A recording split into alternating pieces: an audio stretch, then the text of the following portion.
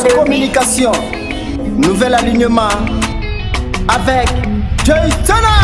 Et voilà. Ok, hein. Super News Communication.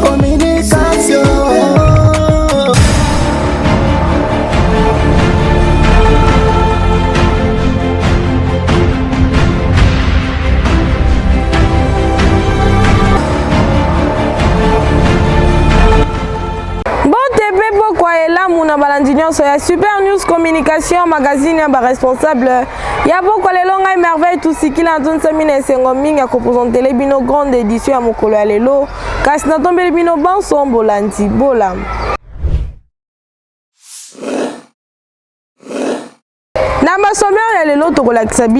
Le président national et à parti politique Ensemble pour la République Moïse Katumbi Azala qui bloqué kuna na route numéro 1 ya Congo central. Petro l'aksabino lisous na ngam ya religion kuna na église kimbangiste ya paroisse kimbangiste ya Bumbu. Mobanya la culte dominicale et Salema qui na date le 21 mai 2023 na cadre ba festivité à Noël. On des ali ba grand titre et grande édition pour quoi lelo.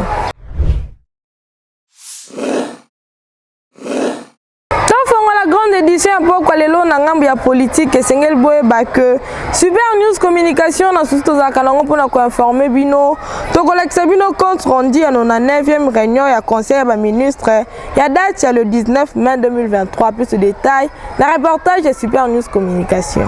Compte rendu de la 99e réunion du conseil de ministres. Le président de la République, chef de l'État, Félix Antoine Tshisekedi Tshilombo, a présidé ce vendredi 19 mai 2023 à la Cité de l'Union africaine, la 99e réunion du Conseil de ministres. 4 points étaient inscrits à l'ordre du jour, à savoir 1. Communication du président de la République, chef de l'État. 2. Points d'information. 3. Approbation d'un relevé des décisions du Conseil de ministres. 4. Enfin, examen et adoption de dossiers. La communication du président de la République, chef de l'État, a porté sur 4 points principaux, à savoir 1. De la situation sécuritaire à l'est du pays. Le président de la République a fait la restitution au Conseil de ses récents déplacements dans le cadre de la recherche du retour de la paix dans l'est de notre pays, sur invitation respectivement du président du Burundi, Evariste Ndayishimiye, du président de la Namibie, Agé Gengob. Il a pris part à 2 sommets importants. Tout d'abord, le 6 mai 2023 à Bujumbura, où dans le cadre de la 11e réunion du haut niveau du mécanisme régional de suivi de l'accord cadre pour la paix, la sécurité et la coopération pour la République démocratique du Congo et la région, plus connue sous la dénomination de l'accord cadre d'Addis Abeba. Et avant de passer le témoin de la présidence du mécanisme à son homologue du Burundi. Il a de nouveau plaidé pour la revitalisation du dit accord, aujourd'hui en souffrance, la faute aux manquements répétés de certains pays, dont le Rwanda, aux obligations pourtant consacrées et auxquelles les pays de la région de Grand Lac ont agréé depuis février 2013.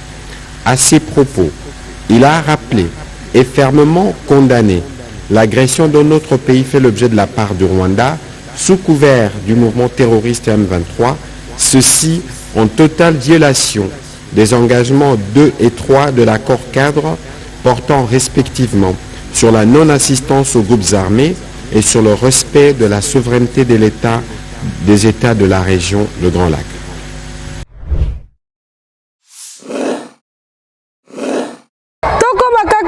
Ya politique ya goyeba lisusu eza que mokolo ya le 20 mai 2023 on a tout étendu la République démocratique du Congo na ville province de Kinshasa mobange na ba marche politique et salemaki na ngambu ya pouvoir pe na ngambu ya opposition. Super News Communication reportage. Mokolo ya le 2 mai 2023 marche monene esalamaki na ville province de Kinshasa oyo esangisaki ba leader nyonso ya opposition lokola Martin Fayulu, Moïse Katumbi, Matata Mponyo pe mosusu lokola bazala bazalaki déterminé pour la marche yango, ba combattant nyonso bazalaki présent. Likambo ya passe ezalaki ke marche yango esalamaki ndenge ebongisamaki te. Malgré service de sécurité locale à la police ezalaki présent, kasi désordre esalamaki kaka. Batu mosusu bazalaki blessé, ba mosusu kobeta, voire même na bana mike bazalaki victime ya marche yango. Sikoyo botala ndenge marche yango esalamaki.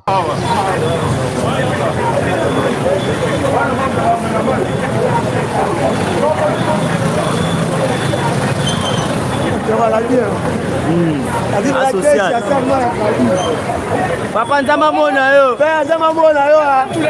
O aider biso nyonso.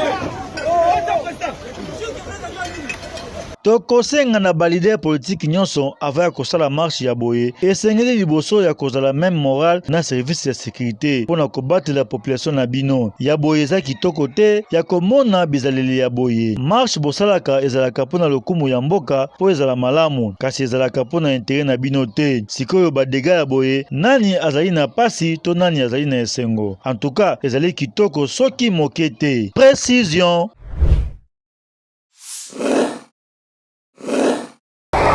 La marche est célébrée à la ville-province de Kinshasa, na date le 20 mai 2023.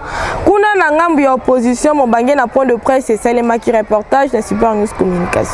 Les amis de la presse, bonjour. Au nom de mes collègues, Moïse Katumbi, Délice Sanga et Martin Fayoulou, je voudrais prendre la parole pour vous exposer les 5 points principaux à l'ordre du jour. Le premier point, c'est l'objet de cette marche. La marche de l'opposition, la marche du peuple. L'objet, c'était de protester, contre l'insécurité presque généralisée dans l'ensemble du pays. Nul ne pouvait imaginer que les alentours de la ville de Kinshasa pouvaient être aussi affectés par l'insécurité. Mais c'est le cas. Ce n'est plus l'Est uniquement, mais c'est l'ensemble du pays. Deuxième point, c'est la vie chère. Autant le bas peuple vit dans des conditions de vie difficiles, autant nous tous, y compris les journalistes que vous êtes, vous prélevez la température de la vie chère. Parce que tout le monde va au marché. Même les lipas, les simples lipas, il y a manioc, les prix montent, ou c'est la quantité qui diminue. Et je pense que le niveau est devenu inacceptable. Le troisième point, c'est protester contre un processus électoral chaotique dont on connaît l'objectif principal, c'est de faire réélire le président Tshisekedi qui est au pouvoir en dépit des règles qui sont pratiquement bafouées à la fois au niveau du processus électoral, au niveau de la commission électorale indépendante et au niveau de la Cour constitutionnelle. Voilà les 3 principaux objectifs de cette marche qui est en phase avec les vœux et la volonté de la population qui désormais n'est plus avec le pouvoir et totalement avec l'opposition que nous représentons ici.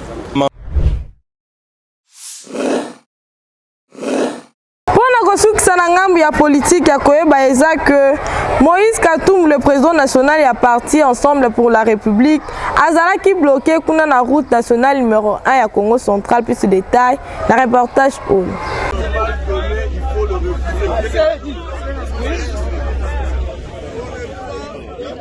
Non, non. Voilà, on aimerait que vous puissiez informer l'autorité que non, voilà, nous avons reçu sa communication, mais là nous venons comme des Congolais. Nous voulons arriver comme des Congolais, même si on aura des activités, ça sera dans un cadre privé. Donc, on va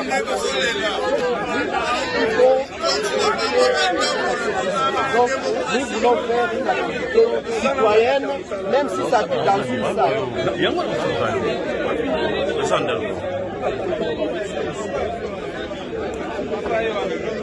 Ok, il n'y a pas de problème, on ne fera aucune manifestation, mais on veut aller au bureau central.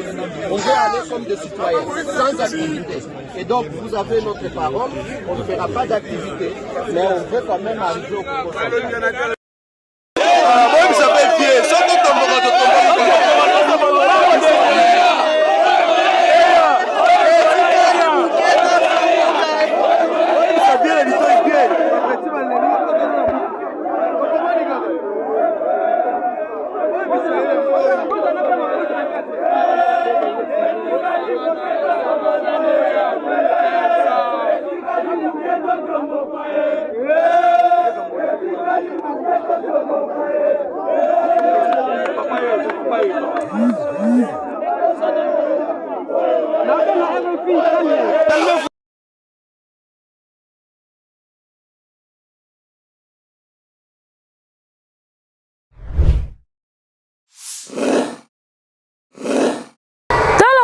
politique tokata kuna na ngambo ya religion ya koyeba eza que na église kimbangiste na commune ya Bumbu Mobange na ki dominical esalemaki na date le 21 mai 2023 na cadre ba festivité ya Noël. Plus de détails na reportage ya Cordo Josentuna.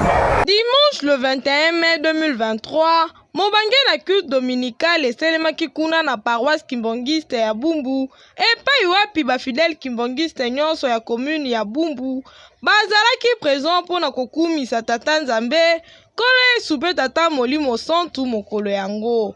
Et surtout ezalaki culte esalemaki à la veille le 25 mai, fête de Noël oyo bakimbangiste baselebraka mbotama ya nkolo Yesu na kombo ya papa Dialunga na Kiangani Salomo. Nde culte bandaki malamu bakorali nyonso ezalaki au rendez-vous pona koyembela tata Nzambe kolo Yesu pe tata Molimo Mosantu.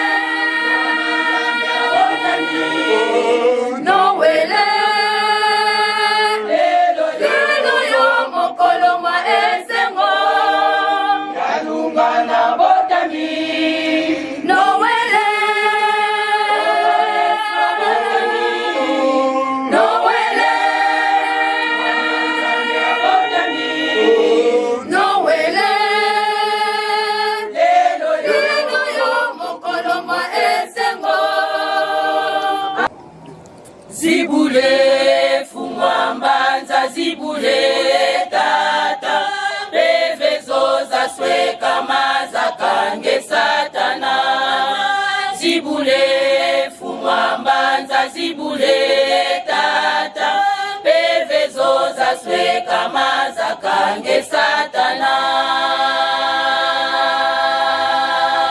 zibule fumwambanza zibule tata pevezo za sweka maza kange satana zibule fumwambanza zibule tata pevezo za sweka maza kange satana zibule fumwambanza zibule tata pevezo za sweka maza kange satana vanza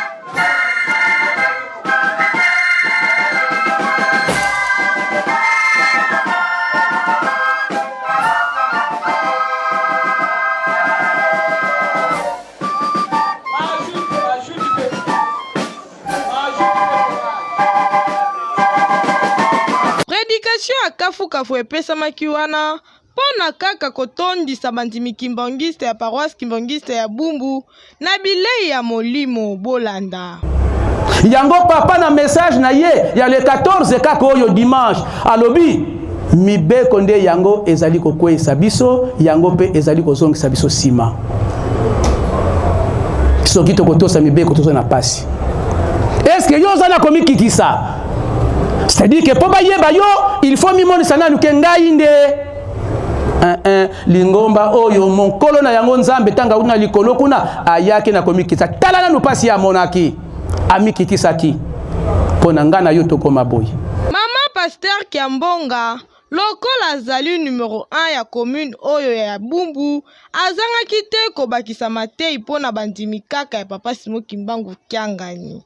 Moto na mayele da ye prenez position de konangai ya kolongola tous les mabakutu les mabulu sukula ndaku très bien ndaku ya motema ndaku ya ndaku yo la kate ongala la kate ndaku ya motema na yo pote mwana na nzambe ta ko ya azoye la biso bo continue sezana mapeka na ye azoye la biso ventilateur ya molimo po moto nyonso sa la l'aise kasi condition bongama ngala bongama tala prédication to lelo ezalaka nde boye na bandimi kimbongiste na ndenge bokumisaka tata nzambe po ye aliaka na ye lokumu mason joli et surtout mokumba epesameli bino mpo na botongi nkamba bozala kaka makasi na mabondeli epui bino bana ya Bumbu boyeba ke papa Simo Kimbangu Kiangani apesa bino mokumba ya kobongisela ye amphithéâtre kala mingi te azozela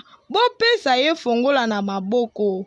En tout cas bana ya commune ya Bumbu boza penza bana ya mapamboli po bino moko bolobaka kwanga moko ya tata nzambe kwanga moko ya libota biso topesi kaka ba précision.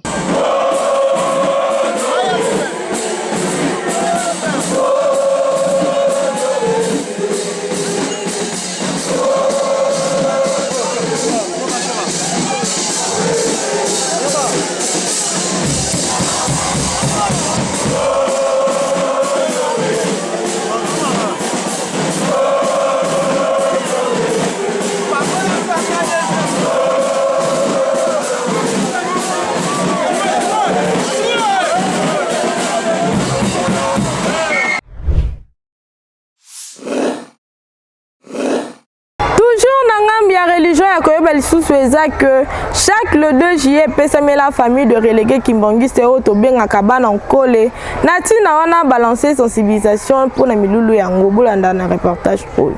Na cadre kaka ya préparation et milulu na bango ya le 2 juillet 2023, famille de relégué Kimbangiste Fareki na Mukuse, communément appelé Banankole bazali déjà na mupepe ya sika.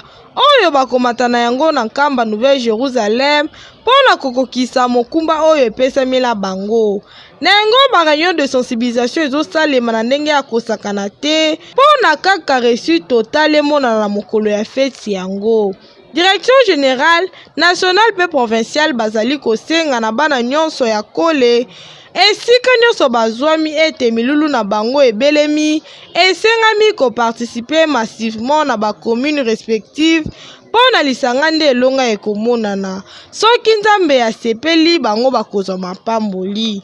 Kaka ndenge bozali komona na bilili, réunion yango elekanaki malamu mingi, président général ya Fareki azangaki te kolendisa ba membre nyonso oyo baparticipaki na mokolo yango. Si c'est la richesse, soki tokotambusa mokili, ndenge toyembaka na nzembo, biso tokotambusa mokili na lolenge ya sika tata Simon Kimbangu, bomengo eza bisika mosusu te, eza bomengo eza na basite. Banda pouvoir, richesse spirituelle, kamba de mutu, et je commence à regretter, nabandi ko regretter bato bazako bibenga, ba roi divin. Parce que, je vais un peu faire la lumière là. Si vous posez comme bibenga roi divin ezalaki ba scientifique, eza professeur Nkanza na ingénieur Nkenkani. Basalaki traduction. Alors traduction wana basala ngo mabe. Papa Simon Kimbangu tanga bandelaki na mkonzi aliboso. Alobaki zaki oloba na Kikongo, zaki oloba na Lingala, zaki oloba na français te. Fumu ya tete yala lemba mi. Ntengu da menga ukuza kumkatu. Yani ntengu da menga pe Nkongolo ukuza kumkatu. Bosi mfumu ya nya. Na suka ya réunion oyo quelques participants ya mokolo yango bazangaki te koloba na micro ya Super News Communication. Komba tata mwana pe tata Molimo Centre ezali ngai papa révérend Kibangu di Kakalankazi André oyo nazali président général de la Fareki et point focal de l'église Kimbangiste auprès du ministère de la Culture, Art et Patrimoine. Lelo toye kozwa micro pona kolobela mbula ya 2023. 2023 tozana fête tozako organiser pona le 2 juillet oyo epesami na biso bankole pona kokende kotonga nkamba yango wana tozako sensibiliser ba membre nyonso ya Fareki ba responsable nyonso ya Fareki babonga makauta lelo mutu nyonso azala sensibiliser pona ko se préparer na fête ya le 2 juillet pamba te fête ya le 2 juillet ya mbula oyo ezali fête moko spécial oyo papa Simon Kimbangu kianga ni Molimo Mosantu auti koloba ete to bandeli à zéro donc ezali réforme de l'histoire réforme de l'église yango wana mutu oyo akozanga na fete ya mbula oyo azangeli mokili ya elaka poko banda a zéro tangu tokopesa premier pas biso tokena biso mokili ya elaka soki otikali na yo na ngambu ozangeli na yo mokili ya elaka biso tokena biso na papa Simon Kimbangu kiangani na oyo bakoyokela ye tozoko loba na ba président provinciaux nyonso ya RDC ya Fareki na kansi tozalaki le 2 juillet 2022 na Nkamba. Avant tobi mankamba tozaki na liyangani ya ba provinciaux nyonso na tina milulu ya 2 juillet 2023 tozwaki bikateli mutu na mutu azala bikateli o bapesaki ye moye to repetango a ezali te kasi toyeba te mutu na mutu na bikateli na ye ebongi le 30 juin. Le 30 juin tozala déjà na Kinshasa po ifoto longwa Kinshasa tokende Nkamba. Cette fois-ci, ezali masekite. Papa lobi était tozongeli à zéro, un nouveau départ. Donc biloko nyonso basengaki na mikanda wana emonana tolesa Nkamba. Pote tata Molimo Santu akopesaka mapamboli pamba te. Soko kosalaka te mozo mapamboli ezali te. Nous ba provinciaux ba yebisa bana nyonso na ba province ezala ba district na intérieur du pays. Tout ça la nyonso po été cette fois-ci tosala ndenge baninga mosusu bazosala bamouvement badirigeant bajeteki tomona ebele mpe tozala biloko ebele mpona kolesa nkamba. Toza na esengo ya koyebisa na baprésident communaux et sectionnaire mpona le 2 juillet mikolo esili batata tolamuka mpo ete le 2 juillet mikolo ekoki yango toza kosenga na baprésident communaux et sectionnaire nyonso tu toyebake tozwaki bikateli tobanda kobongisa bakado ndenge tolobaki bato na bato baza na kado na bango nyonso tu wana ifo tomonanaka na bareunion so tozala na bareunion te moyen toyeba makambo wana ezali te yango tolobaki kobanda ntango tozali bareunion komi mikolo chaque mercredi mokolo lundi ezalaka rencontre tomonanaka parce que le 2 juillet papa azali kozela biso mwana nkole nyonso tu ayeba yango $10 ya papa topesaka emataki na $20 lipa ya papa $1 kolona nzete $5 yango tosengi barencontre ya bajeudi oyo toza na rencontre na poule tomata ebele feti nyonso tu na nkamba totiaka mabondeli makasi toprepare mpe babeko ya jeudi na centre d'accueil donc tant tozoyoka communiqué toyaka mpo ete mosala tozosala eza ya nzambe bakendaka na nkamba ngulungulu te foko se prepare na nzoto mpe na molimo. Chorale Fareki oye! Oye! Chorale Fareki oye! Oye! Chorale Fareki oye! Oye! Oye! Oye! Source de l'église Kibangiste Racine Pivotante. Na kombo tata mwana pe molimo sante. Na sengi na bana chorale nyonso ya mokili mobimba. Toko banda na Katanga, Kinshasa, Congo Central, Mwanda, Soyo, Kabinda, Angola, sensibilisation makasi pour la fête na biso le 2 juillet. Chorale il faut toya ebele makasi to sepelisa nzambe na biso. Mutu akozonga simaza te. Mutu na $20 na ye. Eza lisusu $10 te eza ekomi $20. Mwana nyonso ya chorale nyonso afariki $20 pour na fête le 2 juillet. En tout cas to sopana lisusu ebele. $10 ya papa eza lisusu te ekomi $20. Kabinda, Angola, Soyo bozoyo kangana Matadi, Katanga bozolanda. Mutu na $20 na ye. Toya ebele. Fareki oye! Oye! Bamoni pasi oye, banankole oye. Tala! Esengo na libota oyo komataka elusele mivula ya mapamboli ekonokela bango. Yo mwana nkole nga mwana nkole tolobi nini? Biso na Super News Communication topesi kaka ba précision.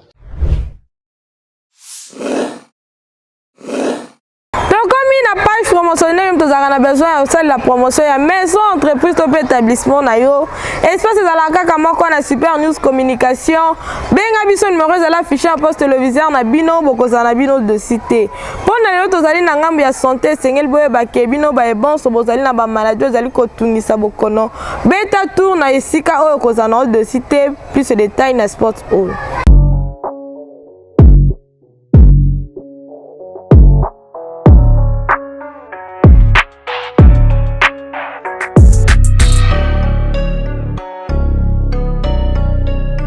La santé n'a pas de prix kaka ndenge balobaka. Papa, maman ndeko.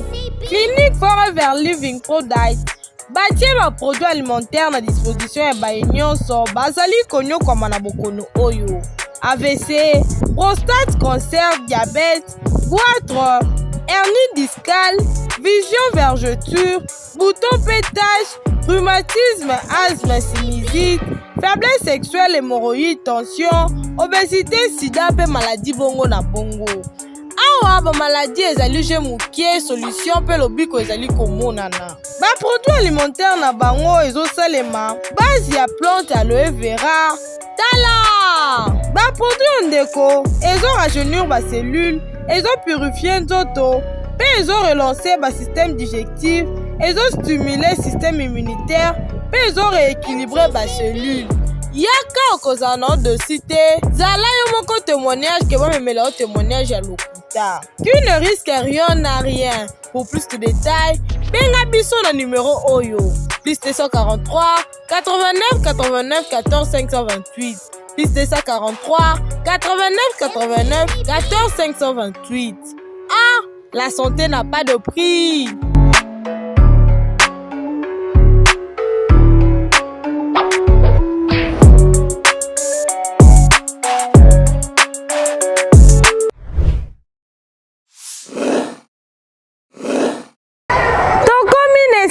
Souhaitaka batu bambutu kulu ya mbote espace o Super News Communication afongola porte na mutu nyonso alingaka magazine ya Super News Communication fan club ya magazine Super News Communication benga biso tindela biso ba photo okozana o desite pona lelo tozali ko souhaiter ba joyeux anniversaire na mwana moso ya kitoko ya Mayele madame formatrice ya maternelle na moni bongo madame Dorcas Luzo le sika azali awa na Super News Communication toyembeli okaka bambu Tukulu Yambote.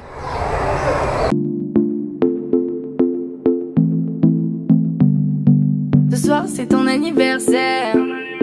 C'est ton anniversaire. Profite de ton anniversaire. C'est ton anniversaire. Le sang chaud de la veine. Ce soir c'est toi la reine. C'est pas demain la veille qu'on brisera ces liens. J'ai lu dans tes yeux, ce sourire veut tout dire. Jeune ambitieuse, parfois vicieuse. Et rappelle-toi tous nos fous rires. Yeah, yeah, yeah. Bien sûr c'est réel, on ira au bout de nos rêves. Bien sûr c'est réel, ce soir c'est la fête. C'est ton anniversaire, c'est ton anniversaire. Profite de ton anniversaire, c'est ton anniversaire. Non.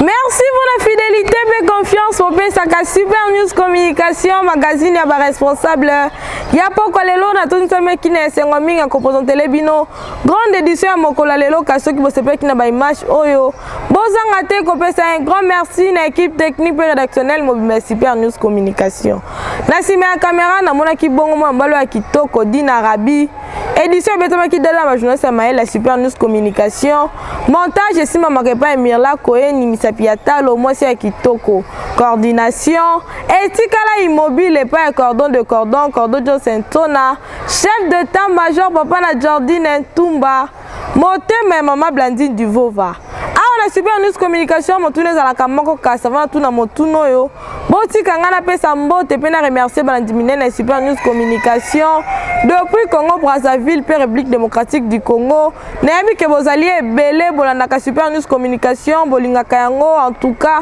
bo continuer kozala brancher scotché bo benga biso bo féliciter biso ba remarque na bino nde yango tozaka nango besoin pour na lelo awa na Super News Communication motune ezalaka oyo Nani Voima. Bonne fête de Noël, na ba fidèle nyonso. Super News Communication. Nouvel alignement avec Joytana. Et voilà. Ok.